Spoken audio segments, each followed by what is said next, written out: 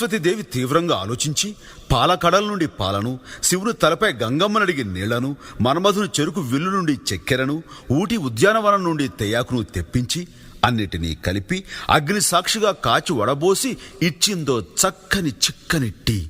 అది తాగిన బ్రహ్మ ఆనాటి నుండి ఈనాటి దాకా రెస్టు లేకుండా సృష్టి కొనసాగిస్తూనే ఉన్నాడు. అంత మహత్తున ఈ టీకి మరో పేరే ఛాయ్ మేరా భాయ్.